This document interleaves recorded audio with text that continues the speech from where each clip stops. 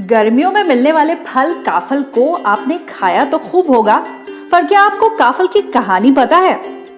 खाना लायक इंद्र का हम छिया भूलोक आई पड़ा। आखिर देवताओं के खाने योग्य काफल हम इंसानों के बीच क्या कर रहा है? काफल के बारे में कई कहानियां कही जाती हैं और उनमें से सबसे ज्यादा फेमस आज हम आपको बताने वाले हैं। कहते हैं उत्तराखंड के एक छोटे से गांव में एक गरीब महिला रहती थी। उसकी एक छोटी सी बेटी थी। आमदनी का जरिया कोई था नहीं, लेकिन गर्मियों में जब काफल पक जाते तो महिला उसे बेचकर किसी तरह घर का खर्चा चला लेती।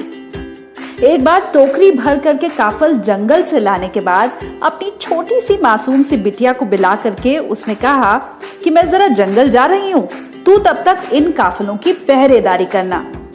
जंगल से आकर मैं तुझे कुछ काफल खाने को दूंगी जरूर, पर तब तक इन्हें मत खाना।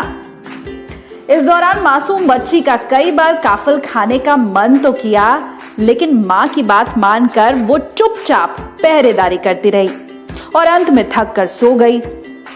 जब माँ वापस लौटी तो उसने देखा कि टोकरी में कुछ काफल कम थे। माँ को बड़ा गुस्सा आया। उसे लगा मना किया था, बावजूद उसके बेटी ने काफल खा लिए। गुस्से में आकर के बेटी के सर पर उसने घास से भरी हुई टोकरी पलट दी। बच्ची नींद में थी और नींद में ही अचेत हो गई और फिर अंत में दम तोड़ दिया।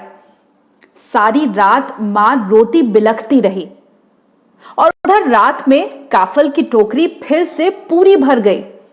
देखिए, अब तक महिला ये समझ चुकी थी कि दिन की चटक धूप और गर्मी की वजह से काफल मुरझा गया था और अब रात में ठंडी हवा लगते ही वो फिर से ताजे हो गए। मां को अपनी गलती पर पछतावा हुआ। उसी पल सदमे से वो भी गुजर गई। अब कहते हैं कि मां बेटी मरने के बाद पक्षी बन गए। आज भी जब काफल पकते हैं तो एक चिड़िया कहती है, काफल पाको मिलनी चाख्यो, यानी काफल पक गए हैं लेकिन मैंने नहीं चखे हैं। फिर दूसरी चिड़िया गाते हुए उड़ती है, पुर पुतई पूर पूर, मतलब पूरे हैं बेटी, पूरे हैं। तो ये है काफल की कहानी।